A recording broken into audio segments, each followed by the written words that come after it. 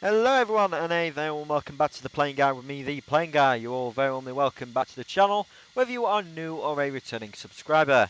And today what we're going to be doing is we're going to be bringing you another one of my training series. If you've already watched my Airsoft A330 videos, then you know pretty much what this is about. 3 videos covering not only how to do a cold and dark, how to take off, taxi the plane, and also land it and shut it down as well. Like I say, I've just done it for the Airsoft A330, so if you want to go check that out, I will be posting some links down in the section below.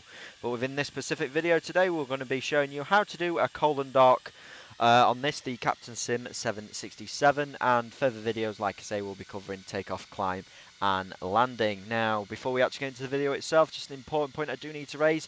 I believe this is still in beta. This is the 0.94 version.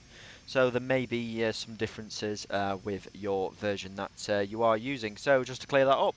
But in the meantime, everyone, sit back, relax, and I certainly hope you've enjoyed the video. Thank you very much. So here we are in the cockpit of the Captain Sim 767, and immediately one of the things you're going to note is how similar the cockpit does actually look to the 757. They do actually share the same cockpit design. The only real difference between this and the 767, do apologise, is the inclusion of a few more knobs and switches. But either way, if you're used to flying the 757, this is going to be extremely familiar to you. Right, so let's go ahead and let's get sat down and let's get this thing sorted. First thing I want to tell you about is the actual seat itself, because if you are sort of in this position, you try and click something like the parking brake, let's just say, you're going to struggle, alright, and that's because the actual cursor here is on the headrest. So you want to make sure that if you are using something like chase plane, or whatever view system you're using, you want to make sure that you're not actually sat in the seat itself, okay? So as you can see there now, we can actually click the switches, okay? Now if you want to, you can adjust the seat like so. You just want to come here and you see you can move it backwards, forwards, up and down. Really a niche feature that. Subsequently, you can also do it on the captain side as well if you want to. But for me, I'm just going to leave that today. Right, another thing I want to show you is the yoke. If you want to get rid of it, quite simply left click on it, as you can see there, which we've done. I'm just going to get rid of it just because I want to just get it out of the way so we can see obviously the cockpit a little bit better. So the first thing I'm going to do is I'm going to do my safety items. So obviously normally this would also include checking your safety equipment as well, but that's not functional, so we'll just scrub over that. As well as with that, we'd also check our circuit breakers, but yet again, that's just not functional, so we're not going to worry about that. But in the meantime, one of the things I will be checking is I'm going to be running through the panel up. That's the way I like to do it. So the first thing I'm going to check, make sure the parking brake is on. Now, if you actually hit Shift 3 here, you can actually bring up a few options. Now, I'm going to go ahead and put my wheel chocks on. Technically, you can take off the parking brake, but I'm just going to leave that on because GSX doesn't seem to like it. So, yeah, I'm going to just leave that to on. Next thing you also want to check is your weather radar. You want to make sure that is off, which it is. Fuel control switches, yeah, they're set to cut off. That's great. And with those being set to cut off, obviously I'm aware the engines are not running. That's great, and also just do a check on the throttle, make sure it works fine, so full free movement on that, that's great. Check it for 2 reasons. Number one, I think they actually do something like that in real life, I'm not too sure, it may be airline specific, but also mainly I'm actually checking, make sure there's not an actual problem with my throttle quadrant, okay, because the last thing I want to do is go full power and I find out the throttles are doing something like that on takeoff. So it's better, obviously, you do that check now, but it's entirely up to you if you want to do that. But either way, if you are going to do something like that, you want to make sure your throttles are set to idle, which they now are. That's great. Flaps, as you can see there, they're selected up, and they are indicating they are up or in the 0 position, whatever you want to refer to it as. That's great. And as you see there, the speed brakes are also up as well. That's great. Next thing I'm going to check here is the landing gear handle. That's down. Once we get some power on the airplane, even DC, it's going to be telling us that the gear is down a lot. 3 greens, you want to be looking for that. But like I say, we need to wait for the power to come on for that. Also want to make sure the wipers are off as well, which they are. That's great. Alright, so with that all being said and done, get some power on the airplane. Quite simply, when it comes to the guards on this airplane, left click it and it will open like so. That's great. All you simply need to do is push the battery switch, it will come on. I'm checking for the discharge light, the amber discharge light. and there it is. That's indicating that obviously the battery is discharging, which is what you should be looking for, because obviously it's DC powered. And then what I'm going to do is I'm going to flick the standby power into automatic. That's great, and as you see there, we've got a few systems coming online, and that's because obviously the battery through the standby power is actually powering a few systems for us. But then eventually it's going to drain, and if we just left it like this, we're not going to have any power, so we need some AC power on the airplane. But first, just going to check we've got the 3 greens, which we have done. Yep, that's great. So let's get some AC power on the airplane. Right, in order to get some AC power on the airplane, there's 2 ways you can do it. You can do it via the GPU, you can do it via the APU. If you're doing it via the APU, just make sure you do conduct a fire check before starting it. I will be showing you a bit later on how to do that. So here, wheel well fire check, so obviously wheel well fire indication there, and the master warning. That is brilliant. So we've got the engine, APU, cargo fire overheat. So there we have the left-right engine, APU, cargo, left, and we should have the right overheat as well. Yep. Fire, master warning, that is absolutely superb. So now if you want to, you can go ahead and start up the APU. But for us, we're actually going to be using ground power. Now just before we do that, as you can see here, the hydraulics, for some odd reason, they're on automatic. So I'm actually going to go ahead and just put those 2 off, okay? Now I do know some airlines that like to have the hydraulics prime before engine start. From what I've read, relevant to the 767, you're not really meant to do that, but it can be airline specific. Like I know Ryanair do it in the 737, or at least I think they do. I'm not 100% sure about it, but there is some good evidence out there to suggest that. But like I say, if you want to do it, then you can do, but personally I wouldn't recommend it. Okay, so the next thing we're going to do here is we're going to get some external power on the airplane. Quite simply hit Shift 2. You see this amber EP and EA. EA is the ground air. Let me just show you about that. Ground air, external air, sorry. So obviously you can use that for the air conditioning and engine starting. So if we just hit here like so, EA. And see here we've got pressure in the system. So if you, like I say, if you want to use that for air conditioning straight away, you can do it. It's entirely up to you with that, but for me, I'm going to leave that off. We'll rely off the APU air just in a little bit, but we'll get some external power on. Quite simply click it. As you can hear, we've got the cart downstairs, and you can actually see that as well if you were to look outside, but we're not going to do that. So obviously with that online, we should see the available amber light on the external power. Quite simply push it, discharge light should go out on the battery, because now the external power is powering the airplane. If you were to go over to battery on the standby power, you just get this charge light because it's relying off the battery. So this is why I always recommend just leaving in automatic. Right, with that being said and done, we can now go ahead and we can do a few other things on the airplane. Oh, I think we've got a bit of a lag spike there. So the first thing I'm going to do here is I'm going to bring up the CDU. Yet again, if you want to bring it up on the 2D panel pop-up, you can do, like I just showed you. For me, I like to use it as I'm showing you here. So for me, the first thing I always do is I go to Options, I go to States. Actually, it's not the first thing I'm doing, I just want to show you how to do it. So obviously when you load up in P3D, FSX or whatever, I'm not too sure if it's available for FSX, but it doesn't really matter. Obviously you need to load up the cold and dark state. Quite simply you go to menu, you go to states, and you can load up the ones here. So if you want, you can have it on the APU with a few things already preset. You can have it ready for takeoff, or you can have it cold and dark. Quite simply just selecting it and it's going to do it for you. For me, I've loaded it up from the cold and dark state, and you can also put in some custom states as well if you want to do so. Fuel Payload Manager, I'll show you how to do that in a little bit, but for me, I'm going to focus mostly on the options.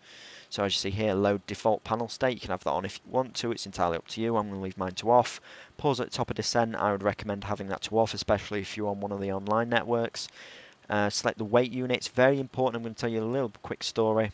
There was actually a 767 Air Canada that actually had a crash as a result of a mix-up between pounds and kilograms. I think it was down to the fact that the fuel gauges, which are up here, were actually reading in kilograms, but the fuel are loaded up as pounds, and subsequently actually ran out of fuel. I'm not too sure of the full in and out with that, but either way, you want to make sure that that corresponds to your paperwork, alright? You want to make sure everyone's singing off the same hymn sheet when it comes to your weight units. For me, I'm going to be using pounds.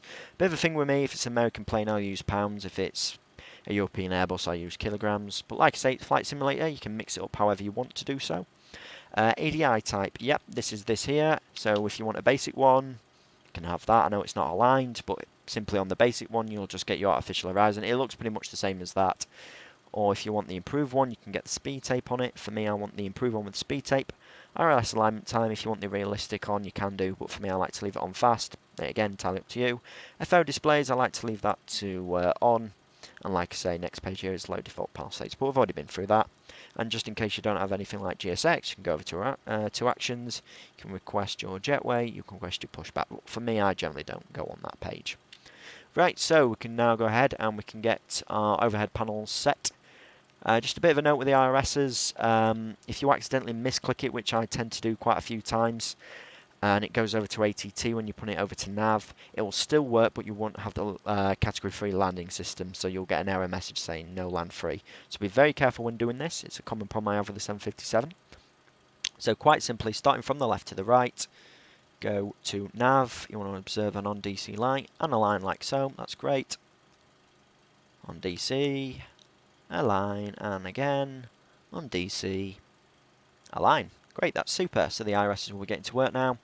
Your dampers come to on. Now you're going to notice this throughout, where you've got the amber inoperative light, or essentially indicating that the system's not working.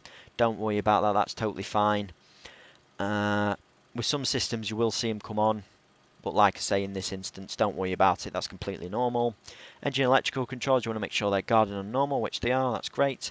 Hydraulics, you want to make sure the left and right engine primary pumps are on, as you see here. You want to make sure that your centre ones are off, and that you see here with your switches, you also want to make sure that they are off. They're called the demand pumps, I just had to think then. So yeah, you want to make sure those are off. The only switches, knobs you want on are, like I say, these two here. Moving on now, got a few of the enunciator stuff. Yeah, that's totally fine. Evacuation, if you want to test that, you can do. It's entirely up to you. Now, once you've actually got some external power on the airplane, if you want, you can turn off the battery. I know some airlines that do like to do that, American Airlines in particular, to save wear and tear on the battery. For me, I'm going to leave it on, but it's entirely up to you how you want to do that. And I especially would not recommend turning it off until you've actually got your entire electrical panel set. And this is something I do find slightly annoying, because this is how your electrical panel should look by default. It's very rare that pilots, from what I'm aware of, from the information that I've got, will click this unless it's directly an airline procedure, but then I'm generally not familiar of any. But like I say, you want to make sure your APU generator is on, your bus ties are on automatic, utility buses are on. You also want to make sure your left and right bus switches here, they're not showing amber. So like say if we were to turn them off, oh, it's not doing it. Sorry, I've just got a bug here. But either way, you want to make sure those lights are out, which they are. Left and right engine gens, yeah, you want those on by default as well. Yet again, they're not running, but once we turn the engines on, those amber lights will go to off, which will be great. Generator drive disconnects, you also want to make sure those are guarded and are pretty much looking as you see here, because if you accidentally click that, then your generators aren't going to work, and then you're going to have problems, alright? APU switch here, like I say, I'll show you a bit later on how to turn that on, because we don't actually need it yet. Cockpit voice recorder, yeah, you can do a test on that if you want to, it's entirely up to you.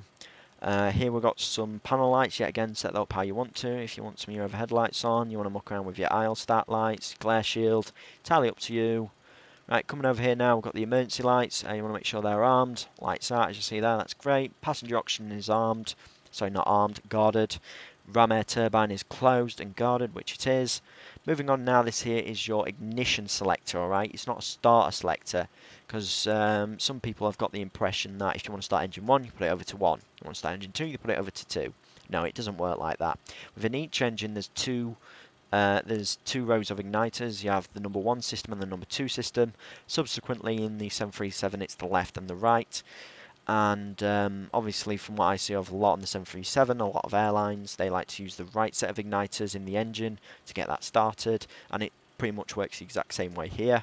So let's just say, for instance, if I'm operating 2 flights today, I'm not too sure if I've already told you, but we're going to New York as the Delta 47.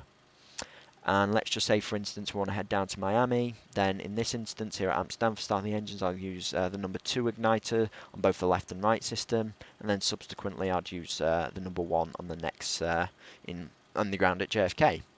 But for me, I always like to just leave it to 2. Yet again, airlines may say on the first flight of the day use 2, on the next flight use number 1 to ensure adequate wear and tear. But either way, it's one of these things. If you want to leave it on 1, if you want to leave it on both, if you want to leave it on 2, it's absolutely fine. The engine's still going to start. But for me, ideally, I just like to leave it on number 2. Here we've got the engine starter selectors. You want to put those 2 off. Fuel jettison, you want to make sure that's off and guarded, as you see here. Fuel. Now for me, I haven't sorted out the fuel yet. I don't like to yet. So I'm just going to leave this as is. Like I say, I certainly don't want to be turning on the fuel pumps as of yet. Especially if you are going to be refueling, you're better off just leaving them off. Yet again, some airline procedures may dictate you should be turning them on. But for me, I'm just going to leave them to off. I'm a great fan of customization. Like I say, if you want to fly the plane relative to what the airlines say, airline SOP, then you can do that. As long as you know what happens when you actually turn on the switch, then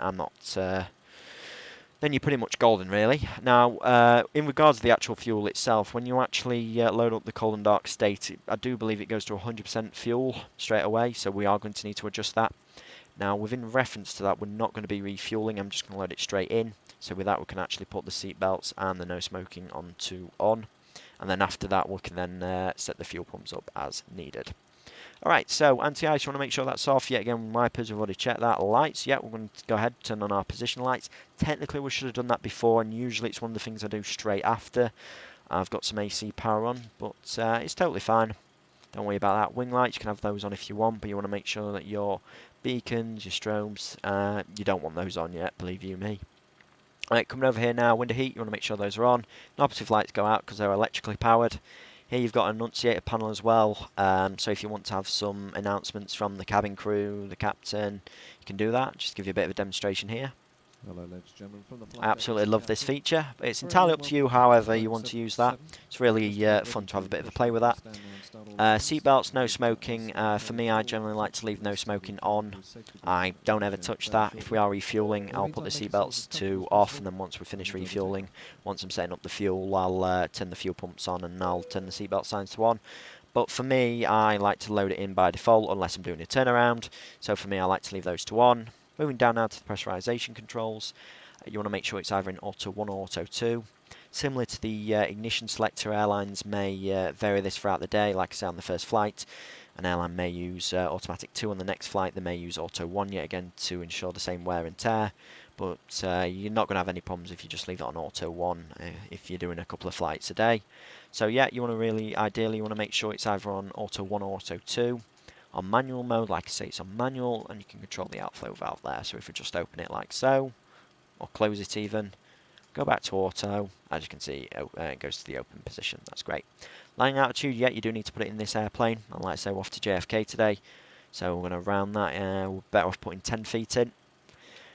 You also want to make sure that your cabin differential pressure, altitude, climb rate, all that good stuff is on 0, which it is. So the rate here is on 0, so the cabin is not climbing or descending. That's great. Cabin altitude 0, so that's equal to sea level, which we are currently at, because obviously it's Amsterdam. That's great. Differential pressure, that should also be at 0 as well. That's super. Equipment cooling, you want to make sure that's on automatic. And coming down here as well, we've got some lights. Yet again, set those up however you want to do so. It's entirely up to you. Logo lights, I'm actually going to leave off.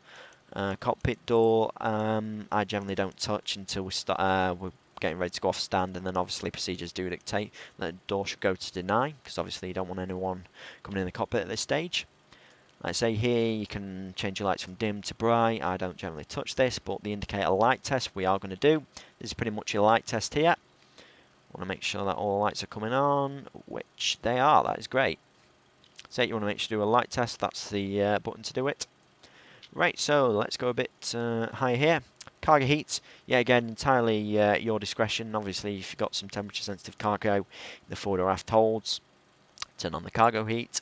For me, what I like to do is I always like, on long-haul flights like this, always like to pretend I've got some livestock in hold 5, which is the bulk.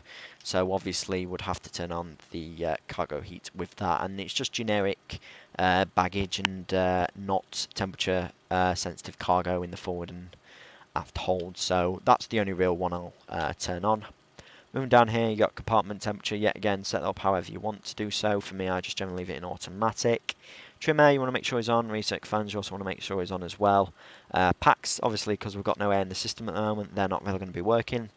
But once we get some APU, we can get the cabin quite nice for the passengers. So we'll leave those in auto. Do keep in mind though that when we are starting the engines, they will need to go to off. Exactly the same as the 757, you do need the packs to go off for start. Similar to the 737 as well. So coming over now to the bleed air panel. I don't know the exact name for it, but for me, I like to just put all these two on. Okay, that's great. One of the things you will have to remember though is yet again, once you've started the engines, you do need to turn the center one off. Okay. So, with that being said, that's pretty much the overhead now complete. So with that being said and done, I'm just going to go now to my glare shield here. Is that my actual glare shield? Yes, it is. I'm going to make sure that everything is off, which is fine. That's great. Coming down now to my front panel. Altimeter, yep, I'm going to go ahead and set that. So we'll get active sky. What's the weather out of here today? It's QNH 1022. That's great. So yeah, I'm going to set up my altimeter here, 1022. Yep, that's great. And I'm also checking as well for the instrument source selector here. So it's currently on flight director left, which it should be. Nav source is on the CDU left as well. That's great. And all of my source selectors are pretty much looking as is, like I say. If you want the alternative on, click it. It'll go to ALTN. And as you can see there, we had a bit of a change with the altimeter. But either way, you just want to make sure that they're not showing a LTN in any normal setting. So yeah, again, I'm also doing a sweep here as well. I want to make sure that my reserve brakes are off, which they are. I also like to have the secondary indications up here as well. I think it looks very, very cool. You can have that on if you want. Recall, I'm just going to have a quick run through of this, make sure there's nothing out of the ordinary. So hydraulics, engines, fuel, yep. Brakes, propy, yaw damper, packs, yep, that's all fine. Also want to make sure that my heading reference is set for normal, which it is. And if you want to as well, actually, yeah, I'm going to do this now to be fair. Auto land, yeah, you can go ahead and test that. I like to do this straight away, so no land free, yeah, that's totally fine. You can do it on the FO side if you want. Also, I'm going to make sure that my alternate flaps and gear stuff, they're also guarded as well. Technically, you should do that with the safety stuff as well, but it doesn't hurt to have another to go through it again.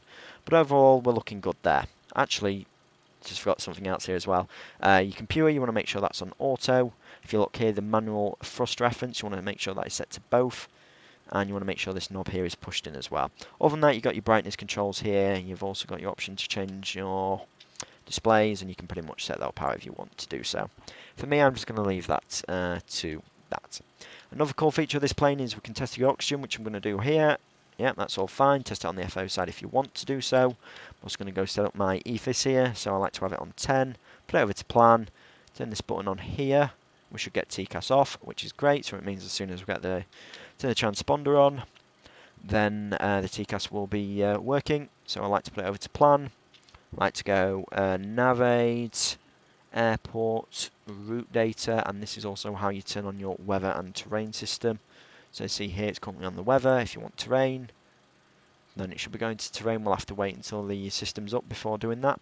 And at the moment, you can't do a ground proximity warning check, but that's normally how you would do it. You've also got your minimums here as well if you want to set that, but for me, I'm just going to leave that to normal. So coming down here now, I'll tell you what also I can do as well before I forget. I'm going to ask GSX for some catering. Let's just do that. So down here you can set your radio. So I'm on 122.8. So I'm going to turn on my cabin, my PA, like so. Cabin, PA, like so. You can put in your squawk code. For me, we are offline, so I'm just going to use 2000. And say it's just a habit that's always tuning Unicom. So I'll just put in 2000 there, like so. If you've got any ILS frequencies, dial them in here. And yet again, if you want to do a fire check, then you can do that, but we've already done that, so we don't need to worry about that. I'm also making sure my trims are in neutral and in the 0 position, which we are. That is absolutely fantastic. Right, so with that being said and done, that's pretty much most of the preliminary stuff completed. So what we're going to go ahead and do now is we're going to load up the fuel. Alright, so very, very simple to do. So, for us today, I'm just doing some maths, because this is where I also calculate how much reserves I'm doing. So you just got to bear with me for a second. But looking at our total fuel today, it's 98441. We have got a continuous 5% fuel of 4110, plus the diversion fuel, which today is Boston, which is 6316. Plus the FINRES, which is 4194, gives us a total reserve of 14.62 metric units. Alright, and the total fuel today we're taking is 98.4. So we'll put 98.4 in, 98.4. Sometimes I will round this up slightly, which I'm actually going to do today, just to ensure, because obviously on SimBrief it's saying 98,441, and that would obviously go as 98,400, and obviously it's only like £50 of fuel, but I am very sceptical like that, so I always like to put just a slight bit more in. Right, so with that being said and done, fuel is in, but as you can see here, it's gone 98.5 in the percentage, okay? And that's one of the things you do need to watch out for, okay? So if you put it in percentage, make sure you do something like this. So if you want 13% fuel, do it like that.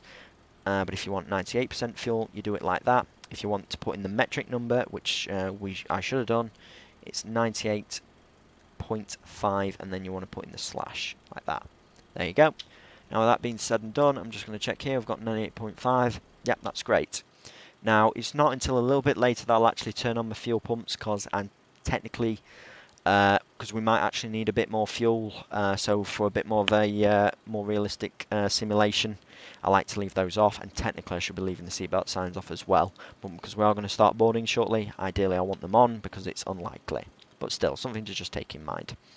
So, payload. Let's have a look at the payload. Now, if you go to payload, you go to packs cargo, you can actually load up your passenger numbers here, and let's have a look. Today we've got 273, so I'm going to go 210. Well, I tell you what I'm going to do. I'm going to go full up. We'll go full up, because I don't think this plane can go up that high now. Now can it? Well, if so, that's pretty much there. Like I say, the config is a little bit weird, so you can load it up pretty much as you desire. Now, for us, total cargo weight, whatever you want to call it, is 14.7. So one of the cool ways that I do this is I always like to put the 7 in here like so. So now, oops, it's not doing it. And this is because you should be doing it this way. So slash 0.7 to represent £700. Like so, and now obviously we've got 14. Now quite simply you can just divide that by 2 to get 7, and you can easily divide it up amongst both holes here like so. So that's all great. So the next thing you can do now is take notes of your weight. For us, we've got and you should actually take note of it, because the FMC will ask you for it a little bit later. So we've got 363.8 for our current gross weight. You want to take that away from your taxi fuel, which for us today is 1,000, so it's going to give us a takeoff weight 362.8. It's very important you do make note of that. Zero fuel weight is 265.3, and the trim is 28.1. Now I'm also going to check that off from what I've got here on SimBrief. Takeoff weight planned 370, so we're currently under that. That's absolutely great.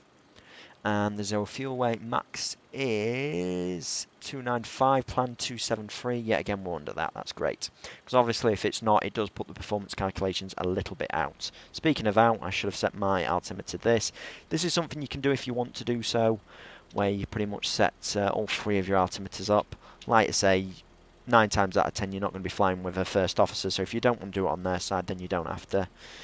It's up to you if you want to do it. For me, I like to have both altimeters, my altimeter and the backup one here, set. I don't like to set the FO's one.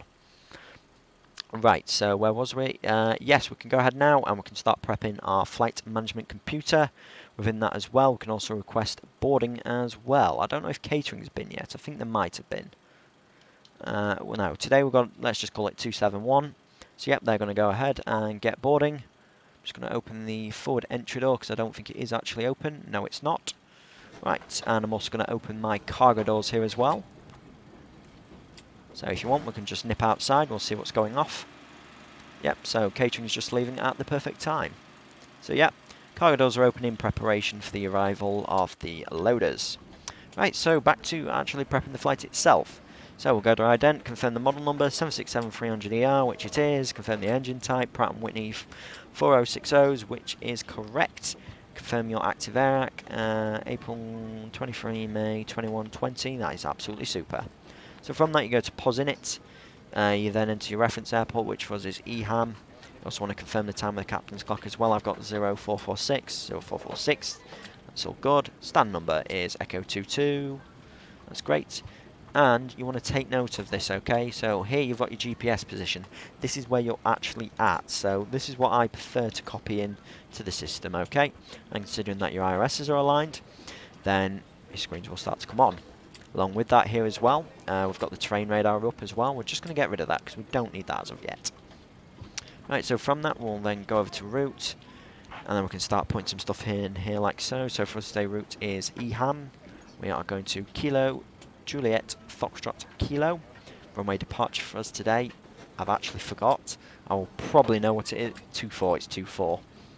It's one of those moments where I can't remember it, and then all of a sudden 2 seconds later, yes, it comes in my head. For us today, it's going to be the Bergie 1 Sierra departure, so I'm just going to put that in like so. Next thing I do is head over to legs, make sure it's all loaded in correctly. Obviously the advantage of putting it on plan is you can actually run through this, and we can also step through this later, which I'll show you how to do. A very neat feature with both the Airbus and the Boeing. I absolutely love that feature. I think other planes have it as well, but I only really fly Boeings and Airbus, so I can't really tell you. Flight number today is Delta 46, and I believe it's 46. Not too familiar with Delta call signs. Oh, it's Delta 47. I knew I got that wrong. Delta 47. Like so. Company route, yeah, again, if you've got a company route, you can load it in via that. Pretty sure we all know how to do that. But for me, I don't like to do that. I find part of the fun is actually being able to type in the actual route itself. So for us today, Lima 602 airway, which all the airways you put in here like so. We've also got some DCTs as well. I'll show you how to put those in shortly. We're going out towards Super, like so. So from Super today, it is the Papa 1 to Godos. So Papa 1 to Godos, like so. So from Godos, it's the Mike 981 airway. Mike 981, not familiar with that one. To Nateb. I think that's, for a moment I thought I was trying to say North Atlantic Track Bravo. It might actually be North Atlantic Track Bravo. Oh no, it's not. I was going to say the next one's Tala. I'm familiar with that one. So Tango, Lima Alpha, I was going to say already we've got quite a few airways, and that's just heading up to Scotland. So from this we've actually got a DCT. Now how you do DCTs in this, very very simple. You go like so. So for us it's Mimku. You just put it in like that and it will say direct. Very very simple. And from that we're out towards Pickle, and then I believe we are on the Nat track. And the paperwork today, this is also something you need to watch out for as well. I've just done it. It's called Fast Finger Freddy, where you just see the first coordinates and you punch in the top one. That can be quite dangerous, that. There's actually been crashes. In particular, I think American 965 crashed in Cali, Colombia. And because obviously the captain did something like that. Obviously they went off course and unfortunately crashed, and it was down to something like that. So you always want to take note of what you're actually putting into your FMC. But still, I already know because I fly to it all the time, it's North 52. So I'm quite happy with that. But still, if you're not sure, when we actually go through the flight plan in a second, you will be able to spot the discrepancy, just in case you have done one. Okay, so for us, we're out towards Pickle, then it's North Atlantic Track Alpha. So for us, North Atlantic Track Alpha today, the oceanic clearance is 5720. Now, just in case you don't know how to enter tracks in, it's very, very simple. So for us, 5720 north. You can go a bit more precise than this, but I recommend doing it this way because it's the most simplest. Now, just in case you're out in the Pacific, the way you do it is like this. You put the north in the middle, like so. So that is what I refer to as Atlantic. That's what I refer to as Pacific. Okay, but pretty much that's how you enter it in if you, I'd say if you're in the Pacific and that, and it's not overriding it. Oh dear. No matter though, we can just put in the next one and it should sort itself out a little bit later. So 30 north. Yep, that's fine. Now can we delete it? You should just be able to delete it like this. Or it might be the clear option, I'm not too sure. either way, I should be able to override it a little bit later. So 5830, 5840. I know a cool way that we can actually get rid of it, which I will show you shortly how to do, just in case you ever get a discrepancy like that. 5650 then out towards Janjo, oceanic clearance is flight level 340 at Mach 79. Okay, so from Janjo, it is November 558 to Taffy. November 558 Alpha Taffy even. Tango, Alpha, Foxtrot, Foxtrot, Yankee. Oh my god, it's not only my phone which is going off, my laptop is as well. Oh, I can't be left alone for 5 minutes just to even record a video nowadays. So from that we're direct to Papa, Quebec, India, Juliet 55 to Echo, November Echo, like so. Okay, so what's after Echo, November Echo? It's the Rover 2 arrival, 404 left. So we'll go to arrival here like so, LS04 left, looking for the Rover. There we go. Load it in like so. Trans is via Echo November Echo. Now normally I would just load in the star one, load in the arrival runway, but it's applicable on what type of star I'm using, because I find it gets a little bit more accurate in terms of your ETAs and stuff like that. So obviously from that I go over here to legs, and this is where we can get rid of any problems. So normally, and you see I've just copied Aspen in like so, and that gets rid of the error. I'm just checking for any discontinuities, which obviously there was with the Pacific position that I entered, and like I say, you can just get rid of it like so. But normally I'd wait until I'm a bit closer, because obviously the arrival runway could change, before putting a bit more precise information in about the arrival. But no matter today, I'll just go ahead and put that all in. Right, we can do a step now. Now when it comes to step, I like to use the 2D version. Just swing it over here like so, and we'll have a run through over our flight plan.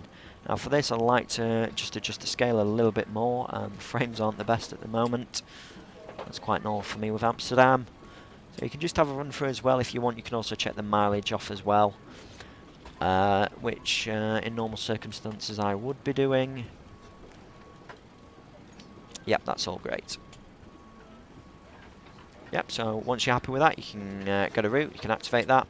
Another cool feature of this plane as well, you've got a secondary route option, which most airlines, most pilots will actually plan for a return, just in case you should come back for any reason. So I go EHAM to EHAM, runway departure is still 24, we'll still take the Bergy departure, wherever the hell is it. But make sure when you are actually loading in your SID and stars, that when you go to departure and arrival, you go to index and you load it route 2 here, okay? Because you could easily load it via route 1, and you can cock up your current route, okay? So when you're actually loading the SID in this preference, you need to hit this one here. I say 24, looking for the Bergy. I'll just hit 24 again. Now the options, it's the Bergy 1 Sierra. Go back to departure, go back to index. You also need to hit this one here as well for the arrival. And the arrival will be, I'll tell you what, let's call it the Lamso 2 Alpha arrival, and we'll be coming in for the ILS runway 27. Vectors via Sugol, or the Tran. So we can check this out as well. So, see there, Bergy. So from Bergy down towards ETOPS, Sugol. Let's say there's currently a helicopter circling over my house, it's right noisy. So yeah, that's all in, that's absolutely great. I'm also going to enter my fix information here. Yet again, this is optional, but I really do like this. It's very good for situational awareness on the arrival, and like I say, I'd rather have it set now for me to use. I don't really want to be sent up in the air, just in case I should come back for any reason. So here you can just put it in like so. If you ever want to radio or you want to put in an ETA, you can do that. Right, that's all great. So just a bit of a note, do not make sure, unless you're actually going to fly a route back into Amsterdam, so say we take off, we have an engine failure, we need to come back into Amsterdam, then I'll actually activate route 2. But in the meantime, you want to make sure route 1 is selected and that is activated, okay? You can tell it's activated, as you've just saw there within the departure and arrival stuff, it says route 1 is active. That's great. If you want, you can also send off as well. You can save the flight plan if you want, stuff like that. For me, I'm not going to do so. Don't really need to do so. So yeah, again, I'm going to put it back to range of 10. I'm going to put it back to map mode. Ready, and yeah, if you want, you can also set it up a few different ways. It's entirely up to you. I do recommend leaving it on map mode. And if, like I say, if you want the scale at 20, 40, whatever, it's entirely up to you. But for me, this is how I like to have mine set up for takeoff. Okay. Next thing we're going to do from that is we're going to go over to perf init. As you see here, we're going to need to enter the gross weight, which for us is 363.8. 363.8. That's great. And we've got 98.5% metric tons calculated fuel. That's great. That's what we need. We actually 98.4. We've got 98.5. That's super. As calculated earlier, the reserve today is 14.6. You always want to underload this. We've actually got 14.62. But you're better off the computer telling you you're actually out of fuel and you've got a little bit more. Okay, that's how you're meant to do it. Cruising altitude today, I think we're actually starting off at 340. We're actually starting off at 320, so I'm going to play it safe. I'll put 320 in initially. Cost index is 25. Yet again, if you want to put an airline Pacific one in, you can do that. And the cruise CG is 28%. That's great. So that's the perf page set up. Normally I would not set this up until I get the final dispatch report, but then you don't really tend to get one of those on Flight Simulator. Sometimes I may mix it up and I may just generate a whole new sim brief document for a bit more realism. But there's nothing wrong with prepping it at this stage with your figures, especially if you do. I'm just rambling on now, I do apologise, but you know, just in case you ever want to do simulate something like any last minute changes or out like that, it's helpful not to prep this just yet, but for me I very rarely like to do that, and I don't think other people do either, so you can go ahead now and pretty much get it set up relative to that. So, takeoff. Yep, so for me I'm going to use flaps 5. I'll tell you what, let's just consider the weight. Takeoff weight today is 362.8, we will need to enter that in. Maximum takeoff weight is 400. Runway length here at Amsterdam is 11,000 feet, so we've got a good length today. Wind 7 knots. So I don't think we're really going to have too many problems with flaps 5 takeoff today. CG, yeah, again, you want to put that in, that's 28%. Make a note of the trim, because once you get the hydraulics online, you will need to set that.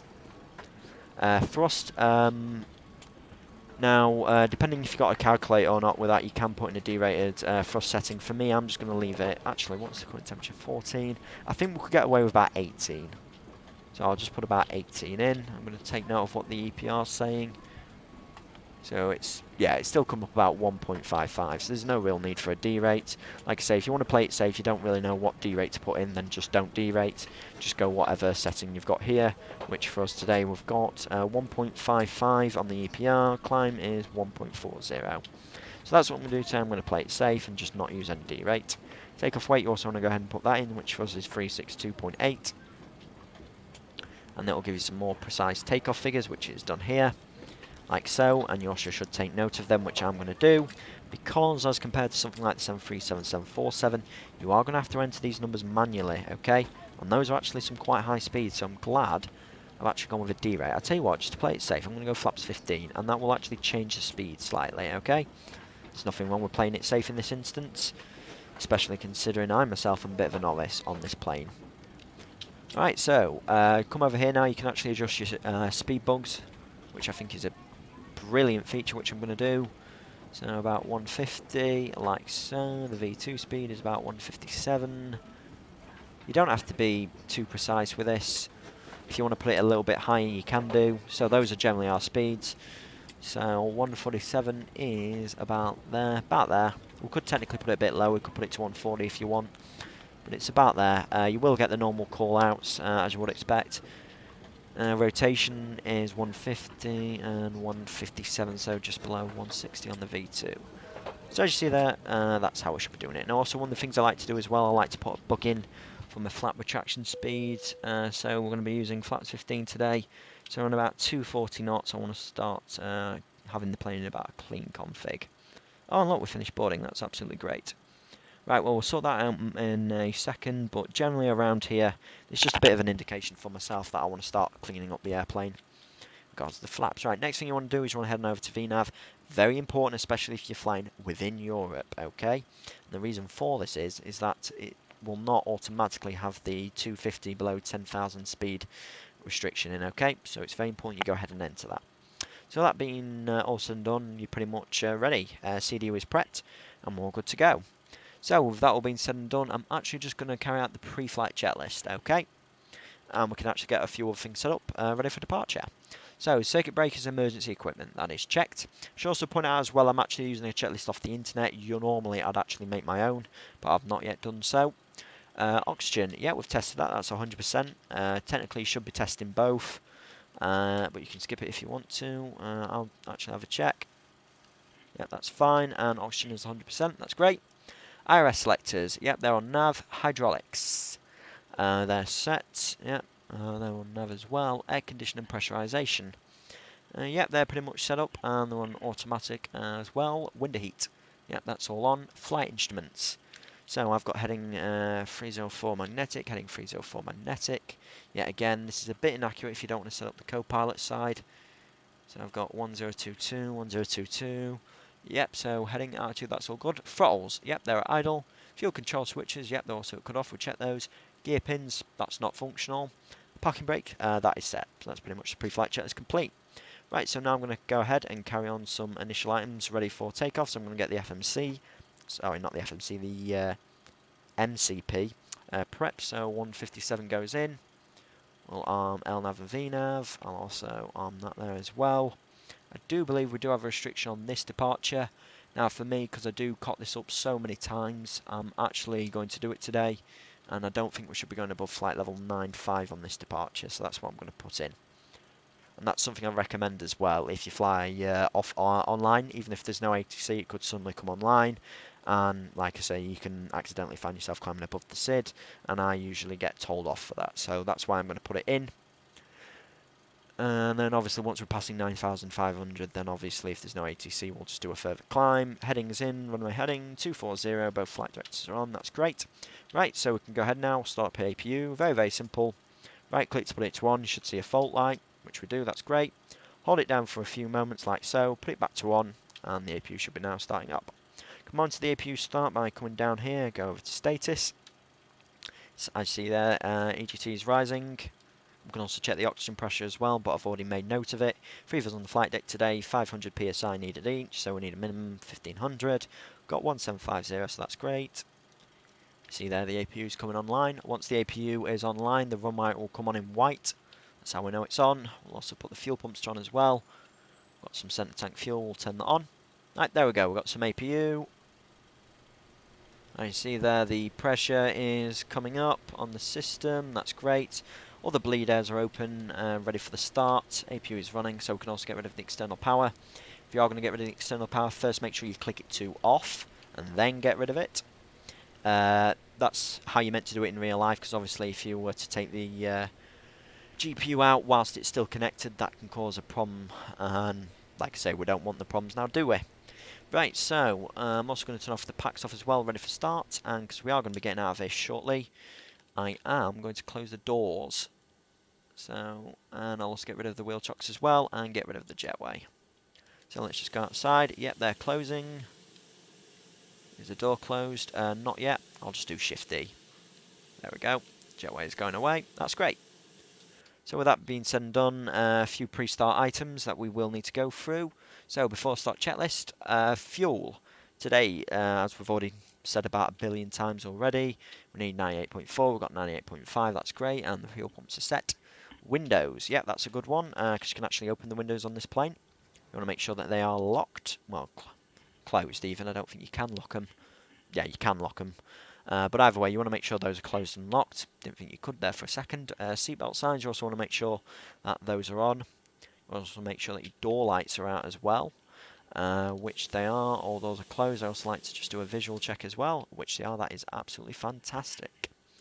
So, door lights are out. MCP, you want to make sure that is set. If not, you can set it now. So the V2 today is 157. Heading is 240. Altitude is 9,500. And LNAV, VNAV are on. That's great. Thrust.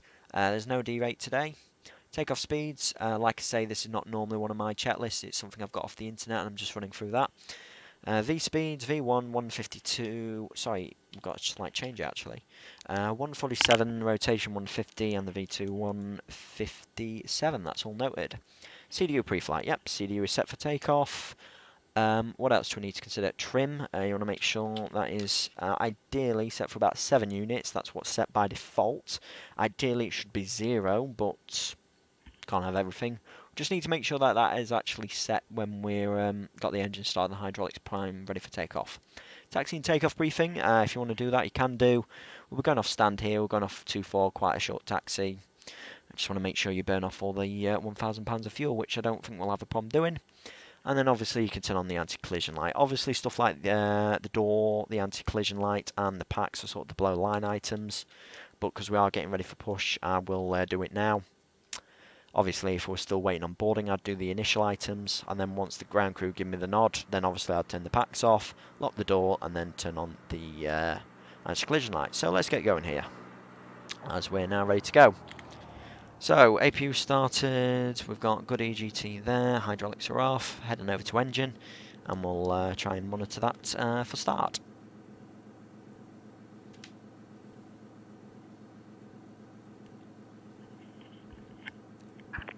Hello, Captain. We're ready for pushback. Now, I know obviously what some people do is they may actually prime one of the hydraulic systems, so that way they have the brakes prior to pushback, and I'll be brutally honest with you, I'm not too sure which one should actually be going on. So if you're like me and in this case you're just unsure, then quite simply you can just leave them all to off. Like I say, it wouldn't hurt at all. And I'm also just going to adjust my view here slightly as well. I'm actually quite a mentalist when it comes to my internal views. Pushback, I'm not too sure how... Yeah, I'll tell you what, let's just go right, so we can get straight on the taxiway.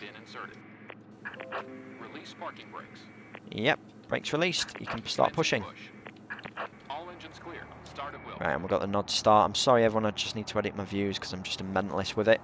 Right, so with this, with them give us a nod for start, we can go ahead and we can start the engine. Very, very simple to start them. I'm going to start the right engine first. Pretty much put it over to ground like so. You should see the valve light come on. Start to see some indications coming up.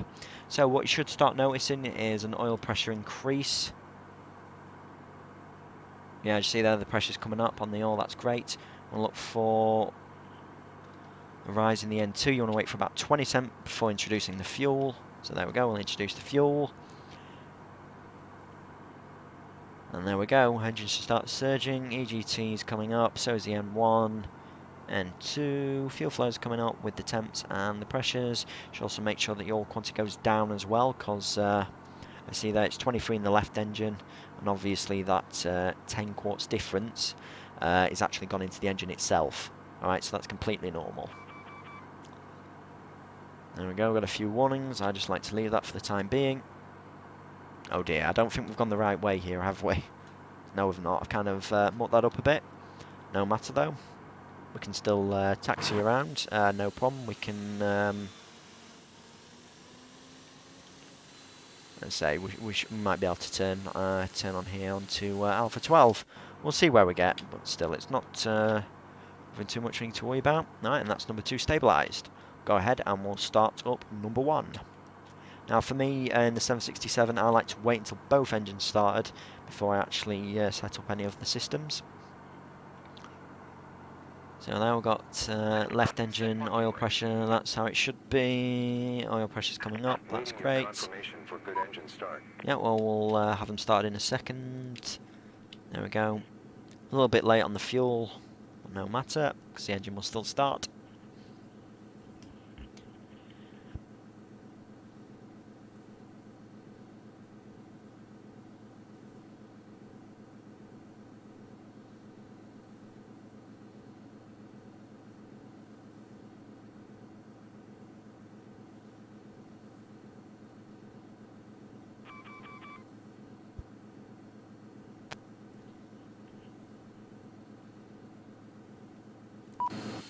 So you see there the ground crew are waiting patiently, but we'll just wait until the engines have actually come on.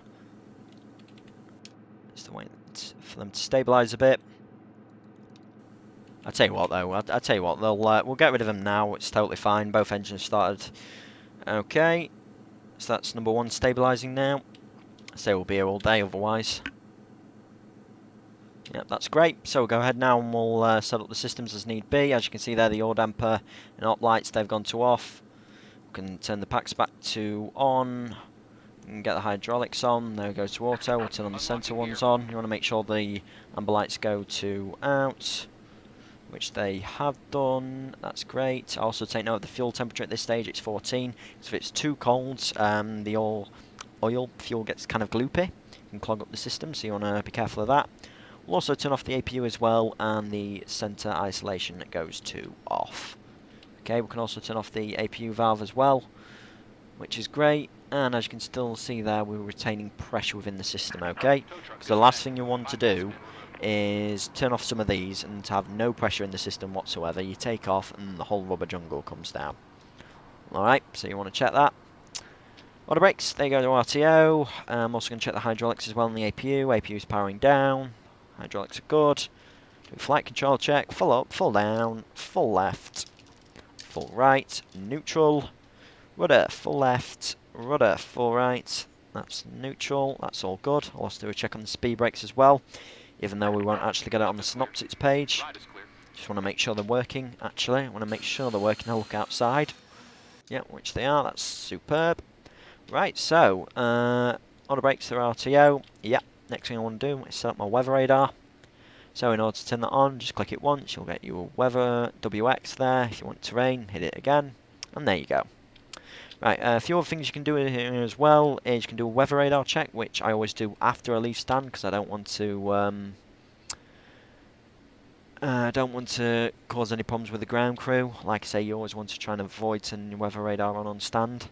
So I go to WX plus T, make sure it's on, and just hit test. There you go, you should start to see the rainbow. Which we are doing. Yep, that's great. We'll put it back to WXT. That should go to off, which it has done. Also do a TCAS check as well. And at some airports, you do actually need to be mode C on the taxiway. So at which point I'd turn that to on. TCAS test. And once we turn it on, you would actually notice the TCAS will actually come on. I'll tell you what, I'll just turn it on now just to show you. As you see there, we've got TFC, TA only. Yep, that's totally fine. Right, so with that all being said and done, we can actually have the after start checks.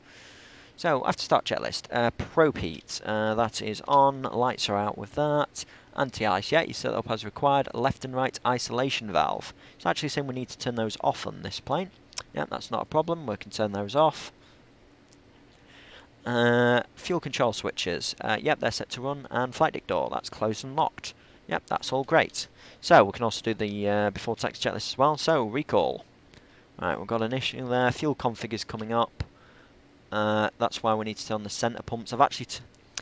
This is a bit of a bad habit with me, and please don't copy me. I keep thinking that this here is the centre pumps. It's not the centre pump. These are the centre pumps. I technically should not have the crossfeed on. So, that's a little bit of a fault with myself. So, make sure that... you've turned these ones on, not the crossfeed one on. Yeah, again, a bit of a mistake there for myself. But still, it can happen when you learn a new plane, which I still technically am in some aspects. Well, I say I am. I've been flying the 757 for years. I still do it on that. So it's just me. Alright, auto throttle. Yep, it's totally fine to get the auto throttle disconnect at this stage because we've not actually engaged it, if that makes sense. As you can see, it's armed, not actually on. Okay, so that's totally normal. TCAS, yep, that's fine because we've turned it off. And the parking brake. That's obviously on because we've got it on. So yeah, we'll leave that on because we're not actually taxiing just yet. Okay, what else? Flight controls, yep, those are tested. Flaps, yeah, we do need to set those. Something I've actually been forgetting to do as of late. Now for me, I always like to do a full cycle on the flaps, so I'll put those out to full. And normally that's one of the first things I do actually when I've got the hydraulic set, because it can take quite a long time actually. But I'll tell you what, I'll skip the cycle check and I'll just go straight to flaps 15. So I think that's flaps 15 there. Right, auto brake, RTO, check. You also want to make sure your speed brake lever is down detent, which it is, and the ground equipment is clear. So, flaps are set, that's good. When it comes to the lights, you want to turn on your nose gear light like so, and your turn-offs. And with that all being said and done, you are now ready to taxi. So, with that being said and done, that's been the Cold and Dark video for today. Like I say, I certainly hope you found it enjoyable and helpful. If you've got any comments, make sure you do put them down below. And I know, yes, I do have my own faults, like I say, with the crossfeed pump, but like I say, if you were to ever make any faults or anything like that, as long as you check them out prior, before each stage, so obviously before we've got moving I've turned them on, so that, that should be fine, then you should be okay. And do not forget as well that with any new plane you may make mistakes, and I'm not trying to make excuses for myself, I'm just trying to encourage learning. And like I say, feel free to explore the plane once you've got it, test a few things, try a few things out. But within itself, ladies and gentlemen, that's been the video today. The next video will be taxi, takeoff and climb out procedures. Okay, so that should be up on the channel very, very shortly, but in the meantime, from me, the plane guy, thank you very much for watching, and I'll see you next time.